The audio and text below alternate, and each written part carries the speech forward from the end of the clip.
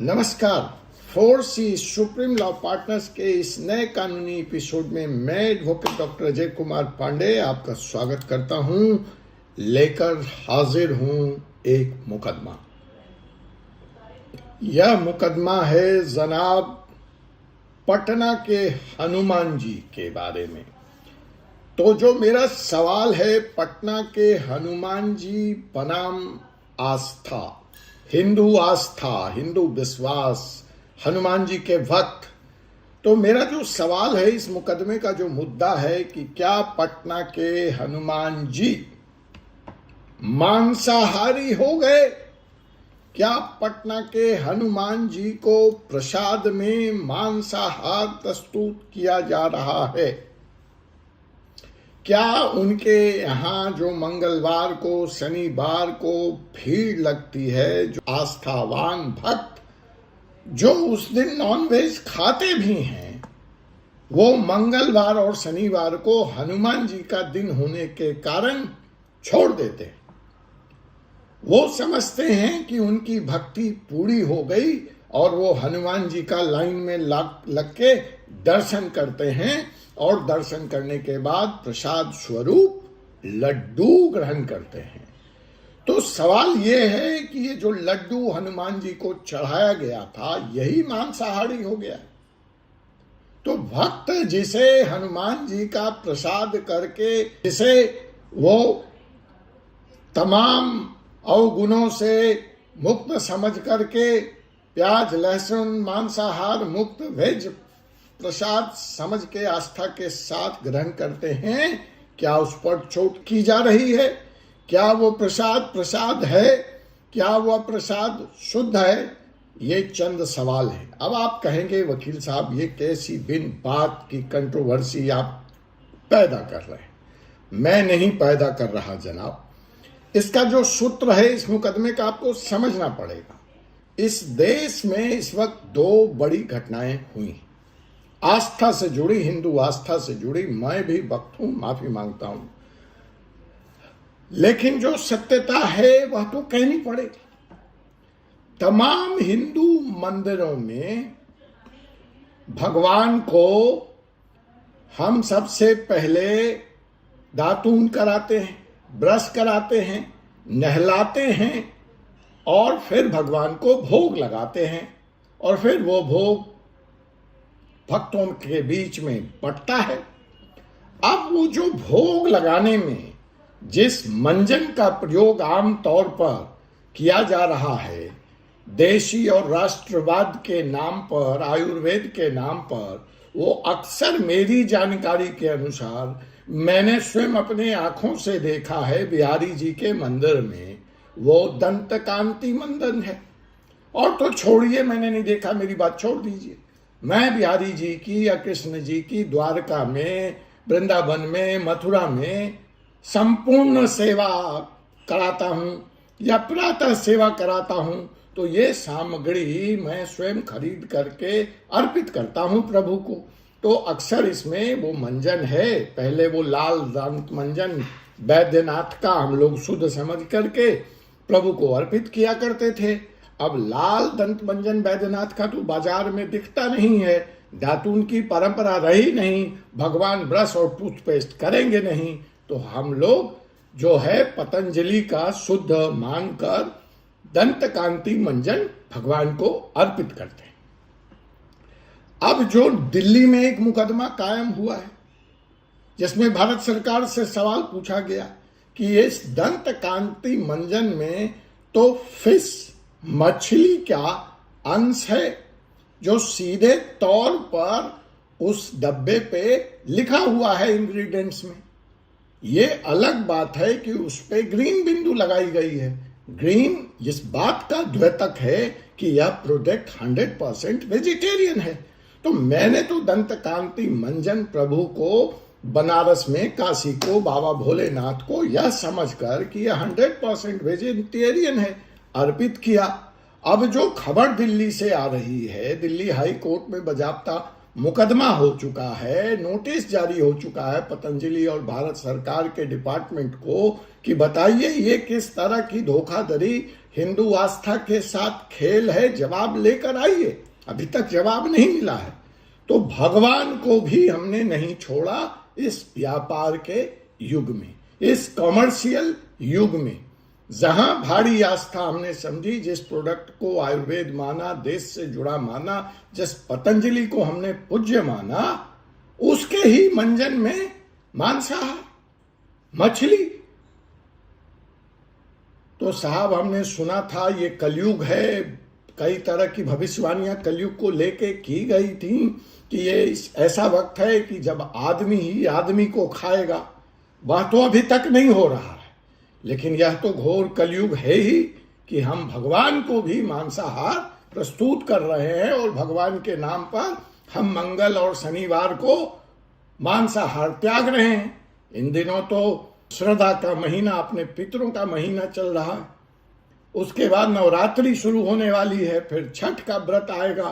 तो मतलब जो व्यक्ति मांसाहार करता भी है वह इन पवित्र महीनों में इससे दूर रहता है। लेकिन हम उस मंजन का क्या करें जिसको हम वेजिटेरियन समझ करके, जिसको पूर्णतः शाकाहारी शुद्ध समझ के, जिससे हम भगवान का मंजन करा रहे। अभी बात यही नहीं रुकती या रुकेगी। अभी कोई छोटे मोटे आदमी नहीं, देखिए ये मैं लीगल चैनल है, पॉलिटिक्स की बात नहीं है, जो भी बात कर रहा हूं प्रमाणिक कर रहा हूं। तो ये जो हवाला दिया है मैंने पतंजलि का, ये हाईकोर्ट में केस दाखिल है। फिर मुझे मत कहिएगा कि कहीं की दूर की कौड़ी में उड़ा रहा हूं। आप लोग कमेंट में कुछ का कुछ भी लिखते हैं, कई लोग तो गाली भी लिखते हैं, लेकिन लिखिए, लेकिन सत्यता की जांच कर लीजिए, वीडियो ठीक से सुन लीजिए, उसके बाद आपत्ति हो जरूर लिखिए। तो खैर अभी बात यहीं तक थी कि दूसरी कहानी शुरू हो गई। चंद्रा बाबू नायडू, तो छोटे आदमी, उन्होंने आधिकारिक तौर पर यह कहा कि तिरुपति बालाजी का मंदिर, जय तिरुपति बालाजी, बड़ी आस्था से हम लोग जाते हैं, लाइन में लगते हैं दिनों दिनों, तब जाके नंबर आता है और उनका दर्शन करते हैं। ऐसा माना जाता है साक्षात विष्णु के अवतार हैं वेंकटेश्वर भगवान, वहां पर जो विराजमान हैं। जो भी भक्त पूरी श्रद्धा से वेंकटेश्वर भगवान के दर्शन करता है, तिरुपति बालाजी के दर्शन करता है, उसकी सारी मनोकामनाएं पूर्ण हो जाती। हम बाल भी उतरवा देते हैं वहां और कहते हैं कि पोटू, वहां का विशेष प्रसाद है पोटू, जिस पर एकाधिकार है बालाजी मंदिर ट्रस्ट का, जो सिर्फ उनके ही किचन में बन सकता है, उसको बाहर नहीं बनाया जा सकता, उसको कोई बाहर नहीं बना सकता। वो पोटू वहां बनता है, 200 साल से बन रहा है और वही प्रसाद भगवान को चढ़ता है और वही लेकर हम वापस लौटते हैं। और ऐसा माना जाता है कि जब तक आपने उस प्रसाद को ग्रहण नहीं किया, उसको लेकर नहीं आए, अपने मित्रों परिवारों में बांटा नहीं, तब तक आपकी धार्मिक यात्रा पूर्ण नहीं मानी जाएगी। 200 साल से चली आ रही है ये पोटू की परंपरा, और ये पोटू करीब करीब 8 लाख पीसेस गिनती से रोज बनते हैं। और सबसे बड़ा आश्चर्य ये है कि ये पोटू निरंतर 8 लाख बन जाते हैं। भक्त कितने आएंगे ये पता नहीं है, लेकिन जहां तक मेरी जानकारी है ये पोटू न कभी कम पड़ा और न कभी बचा। तो भक्त की संख्या आगे पीछे हो जाए, लेकिन ये भगवान का आशीर्वाद देखिए इस पोटू पर, इस लड्डू पर।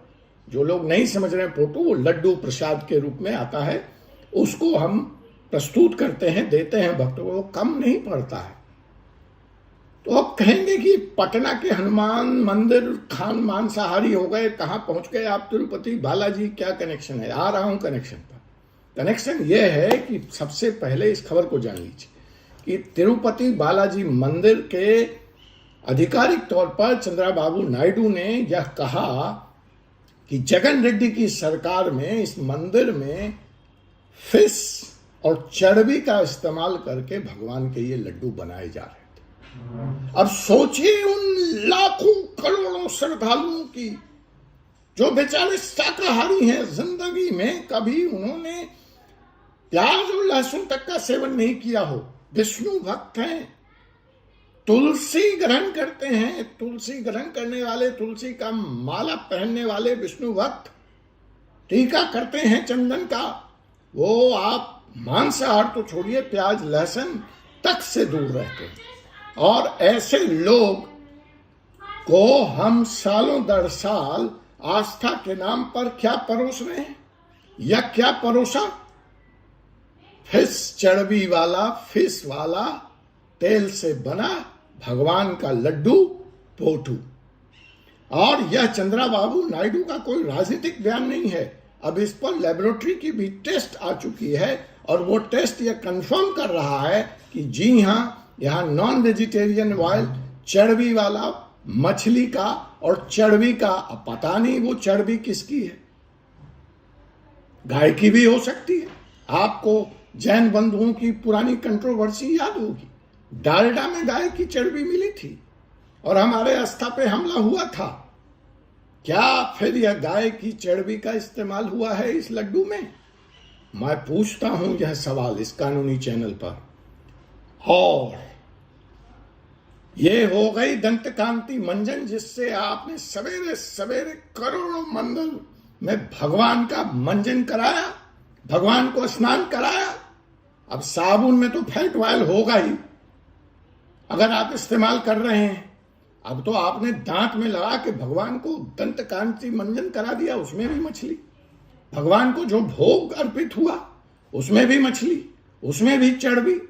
डालडा तो था ही चर्बी युक्त। लंबी कंट्रोवर्सी चली, जैन बंधु को जेल जाना पड़ा। यहां कौन कौन जेल जाएगा, सवाल ये पूछता हूं मैं। इसके लिए जिम्मेवार लोग जेल जाएंगे। तिरुपति बालाजी मंदिर में जो हुआ और भगवान के लाखों मंदिरों में दंतकांति मंजन में जो फिश मिला है, उस पर कौन कौन जेल जाएगा। और अब आता हूं पटना के हनुमान जी मंदिर पे। जी, पटना के हनुमान मंदिर में भी जो लाखों श्रद्धालु, करोड़ों श्रद्धालु जाते हैं और ये लड्डू लेते हैं, इसकी टेक्नोलॉजी, इसकी पूरी व्यवस्था उसी ट्रस्ट के बालाजी तिरुपति मंदिर के देख रेख में होती है। अब मुझे नहीं मालूम कि यहां पर जो खाद्य पदार्थ लड्डू को बनाने के लिए इस्तेमाल होते हैं, जहां तक जो YouTube पे मैंने वीडियो देखा है, उसमें बेसन तो मैंने ट्रस्ट के अंदर तैयार होते देखा है। उनका अपना किचन है, उसमें वो बेसन तैयार होता है। जो उसमें काम करने वाले लोग हैं वो बड़ी शुद्धता और श्रद्धा के साथ प्रसाद का निर्माण करते हैं। लेकिन यह जो तेल है, यह जो डालडा है, जिसमें पोटू पटना में फ्राई हो रहा है, जिसमें लड्डू बन रहा है, जिसमें बुनिया तैयार हो रही है, ये कौन सा है, ये कहां से आता है, इसकी शुद्धता की क्या गारंटी है, इसके बारे में मैं कोई कमेंट नहीं कर सकता। एक जागरूक इंसान होने के नाते, एक कानून का ज्ञाता या प्रहरी होने के नाते, स्वाभाविक तौर पर जब रूट पे ही, जड़ पे ही सवाल उठ रहा है, तो उस जड़ से पनपे पत्तियां, पौधे पर सवाल उठना लाजमी है। और मैं हनुमान जी के ट्रस्टियों से, मैं हनुमान जी के मंदिर के प्रभारियों से यह स्पष्टीकरण खुले तौर पर मीडिया में चाहूंगा कि आप बताएं कि पटना में हमारी आस्था कितनी अक्षुण्ण है, कितनी सुरक्षित है। इस खबर के आने के बाद आपने क्या तब्दीलियां की हैं, आप क्या तब्दीलियां करोगे? क्या आप भी दंतकांति मंजन से सवेरे सवेरे हनुमान जी की दंत सफाई कराते हैं, या आप कौन सा मंजन इस्तेमाल करते हैं? इस कंट्रोवर्सी में यह जो शाकाहार और मांसा और भगवान और आस्था जो उठी है, अब यह आवश्यक हो गया है कि मंदिर, पूरे भारत के मंदिर का हर प्रभारी, हर मैनेजमेंट कमेटी यह सुनिश्चित करे कि भगवान को जो प्रसाद अर्पित किया जा रहा है, जो सामग्री चढ़ाई जा रही है, उसकी सत्यता क्या है, उसकी शुद्धता क्या है, और संभव हो तो यथासंभव इन कृत्रिम भोगों से, सामग्रियों से भक्त भी और मंदिर के ट्रस्टी भी और पुजारी भी बचने का प्रयास करें और यथासंभव प्रकृति में पैदा हुई चीजों का ही इस्तेमाल करें। मसलन दंत मंजन की जगह दातून, प्रभु को चंदन से स्नान कराया जाए, फैट वाले साबुन का इस्तेमाल न किया जाए या चढ़ावा में नहीं चढ़ाया जाए। उसी तरह से प्रसाद, घी भी अब पता नहीं कितना शुद्ध है। वैसे तो तिरुपति बालाजी के इस मंदिर में प्रसाद घी में ही बनता है। तो या तो अब जैसे ये प्रसाद किचन में तैयार होते हैं, वैसे ही दूध भी बाहर से एकत्रित की जाए और उससे स्वयं ही मंदिर के ट्रस्ट के किचन में घी का निर्माण किया जाए, या कोई वैकल्पिक व्यवस्था सोई जाए। जी हाँ, यह घोर कलयुग है। मुझे नहीं पता था कि इस कलयुग में भगवान भी मांसाहारी बन जाएंगे या हम भक्तों के द्वारा व्यापार के इस युग में बना दिए जाएंगे। आपसे पुनः मुलाकात होगी एक ऐसे ही वीडियो के साथ अगले एपिसोड में। तब तक मुझे एडवोकेट डॉक्टर अजय कुमार पांडे को अनुमति दीजिए। जय हिंद, जय भारत, धन्यवाद।